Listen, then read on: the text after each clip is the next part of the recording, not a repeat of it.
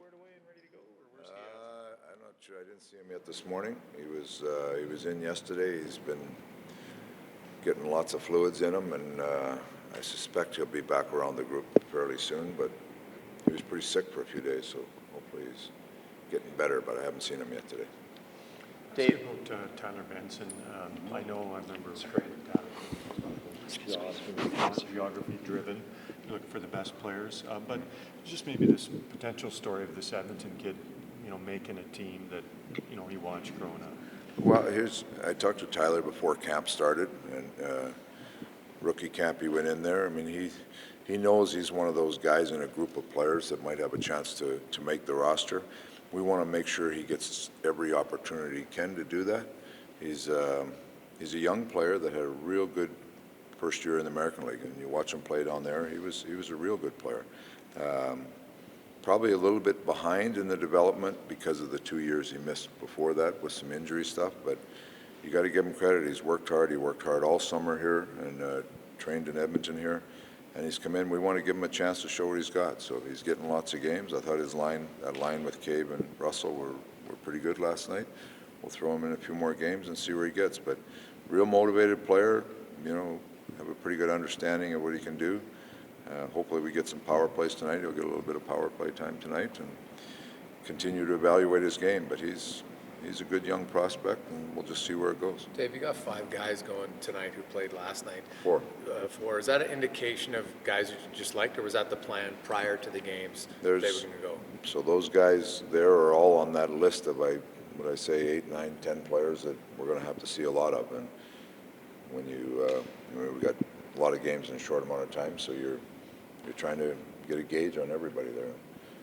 Russell and Benson are guys that are in that, Caves in that group, but just whether you're making the roster, whether you can play a role on the roster, the minutes available on the roster. Young Bouchard is another one that's playing back to back. I mean, he played well in the scrimmage, played pretty well last night, and let's throw him in again and see what he can do. Are there players who can play better in the NHL than they play anywhere? I think there are some like that. Russell, because he doesn't put up a ton of points anywhere. But you got to look at the role. If you look at what he does in the American League, he helps their team win down there. If you watch them play, he plays in the same role as he would play in the NHL, which is a good, a bottom 6 guy, even though he probably gets higher ice time than that down there. But he plays a real conscientious game. Like he does little things that allow teams to win, and not just putting points on the board. Well, it's penalty killing, it's board work, it's playing really smart when you have the lead. Like just things that smart players do, that smart role players do, that allow them to play on a team and help you win. You mentioned getting power plays. For the last few years, the Oilers have been near the bottom of drawing penalty. Now, some would argue that McDavid probably gets mauled a little bit more, but for the rest of the team, Dave, is there ways you feel that the group can improve to force teams to take more penalties against them? Play faster on the rush, and make sure you're going at the net a lot more, around the net. I mean, if you're going to the net with a puck, somebody has to defend you, and if you got an advantage on them, for them to defend you, they're going to be taking some penalties. So playing faster through the neutral zone, a little more puck play through the neutral zone, I think will help. And you got to work to draw penalties. That's just the reality of it. How does Marcus Gramlin stand out in that big group of players you've been talking about? He's a solid player. Like he's in our. I put him more in a veteran group, but we've got to get him kind of into our group, get his role kind of established. I think he's going to be a good penalty killer for us. But I've had a lot of players from Finland. They're quiet, smart guys, very respectful. You give them a job to do, and they can usually get it done. And that's where I see him falling in. And Dave, just your goaltending situation for tonight? Starrett will play the game. Yeah, he had a good year last year for Bakersfield. Dustin Schwartz thinks he would like to see him in a game. That's what we're going to do tonight.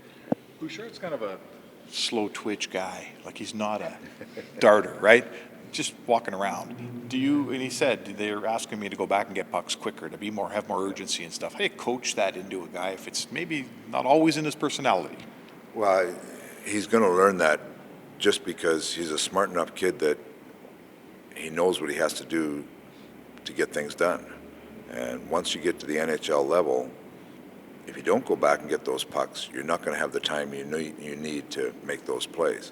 So, you know, he's going from a junior mentality where he could just really do whatever he wants to an NHL mentality that you're going to have a lot more pressure, but he still has to make those plays that are at the essence of his game. He makes, like, he's got ice in his veins out there. He's watching everybody fly around, and he's just standing there moving the puck. Everything's good, right?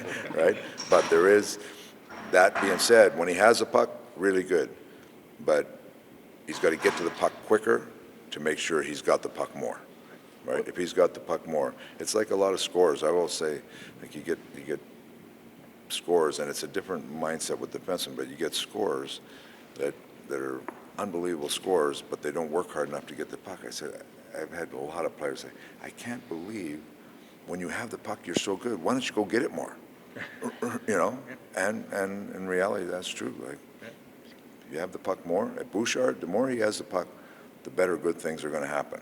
So we might as well go get it some. And sometimes you got to go quicker to get it. What makes Granlund a good penalty killer? What are the characteristics that you look for? You know, he's smart. Anticipation. He's got enough quickness, but he anticipates plays. You know, understands the structure, how we want to play.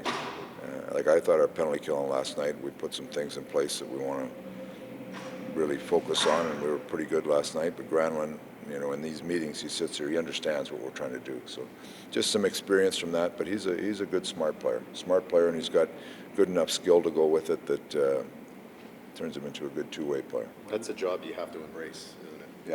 Yeah, and that's a focus of ours. We have to have, I thought that was one of the things from the team last year. There was too much separation between the top and the bottom. We have to have players in roles that feel like they have a bigger part of our team winning. And, you know, I've said it to a bunch of people, like you look at the Stanley Cup final last year, Stanley Cup final, Game 7 in Boston, both teams started their fourth line. That's where the game is. You got to have depth, and you got to have depth of people that have an impact on your winning.